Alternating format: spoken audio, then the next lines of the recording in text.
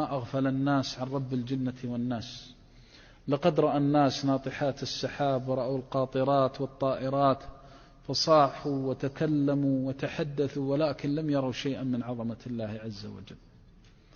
إذا كان الذكر لله عز وجل تتسابق إليه الملائكة البررة وتتنافس فيه، وحمدا كثيرا طيبا طاهرا مباركا فيه، أكثر من 30 ملك يتسابق أيهم يصعد بها إلى السماء. وربما بين النبي صلى الله عليه وسلم في الحديث الصحيح: سبحان الله تملأ الميزان، والحمد لله تملأ أو تملأان ما بين السماء والأرض. فهذا يدل على فضل ذكر الله عز وجل، ولكن ما أغفل الناس عن الله عز وجل. وصدق رسول الله صلى الله عليه وسلم إذ يقول: سبق المفردون. قالوا: وما المفردون يا رسول الله؟ قال: الذاكرون الله كثيرا والذاكرات. كم من إنسان يقول أنه التزم بدين الله عز وجل تفوته هذه النفحات الطيبات المباركات، وكم من رجل من عامة المسلمين يمشي من مسجده إلى بيته راجعا من بعد صلاته وقد حاز مثاقيل الحسنات التي لا يعلمها إلا الله عز وجل. لا يفتر عن التسبيح، ولا يفتر عن التحميد، ولا يفتر عن التكبير، ولا يفتر عن التهليل، ولا يفتر عن تقديس الله عز وجل والثناء على الله بما هو أهله. إن رأى شيئا أعجبه قال سبحان الله، وإن طعم شيئا قال الحمد لله، فهو في رضا من الله بالذكر. إن الله لا يرضى عن العبد يأكل الأكلة فيحمده عليها ويشرب الشربة فيحمده عليها. الالتزام ما هو بالأشكال، الالتزام اعتقاد في الجنان وقول باللسان وعمل بالجوارح والأركان. إذا سمعت الله يقول ولذكر الله أكبر تضعها في ذهنك وتضعها في عقلك أن هذا الذكر أكبر من كل شيء، وأنك ما خلقت للعبث ولا خلقت للغفلة.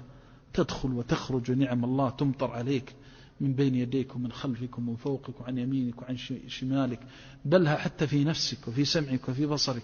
ما تستطيع أن تقول الحمد لله، ما تستطيع أن تخرج وأن تقول لا إله إلا الله، ما تستطيع تخرج وأن تقرأ القرآن، تحفظ أجزاء من كتاب الله. لو تسأل نفسك ما الذي حزبت منها، ما هو وردك فيها، ثم نأتي ونصيح: والله يا شيخ قلبي في غفلة، والله يا شيخ قلبي في قسوة، أنا ملتزم ولكن قلبي في قسوة. أي التزام؟ أصبحنا نثني نحن في غرور، نحن في غرور عظيم. هنا 30 ملكا يبتدرون هذه الكلمة يصعدون بها إلى السماء. ارفع عن عينيك الغشاوة، انتبه، أنت تعامل من وتستقيم في صراط من؟ أنت أعز مخلوق على وجه الله إن اعتززت بدين الله، وأعز شيء على ملائكة الله وعلى البررة وعلى خلق الله عز وجل متى تعززت بدين الله عز وجل.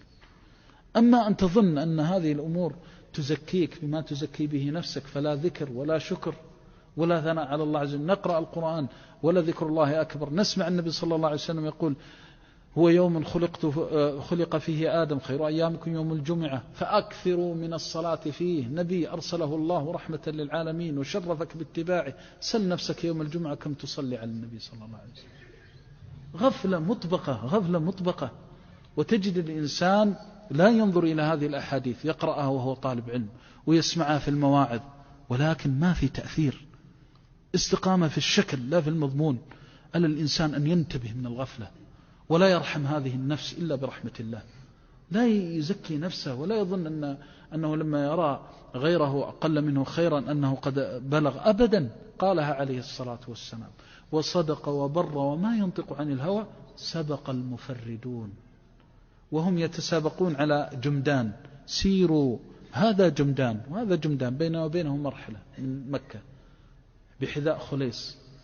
لما رآهم يتسابقون كل معه بعير وكل معه دابة يريد أن يسبق الثاني، ردهم إلى السبق الحقيقي، ردهم إلى سبق ليس وراءه سبق ولا أجل منه سبق، وهو سبق الذكر. فقال: سبق المفردون، لأن الله وتر ويحب الوتر والذكر لله سبحانه وتعالى.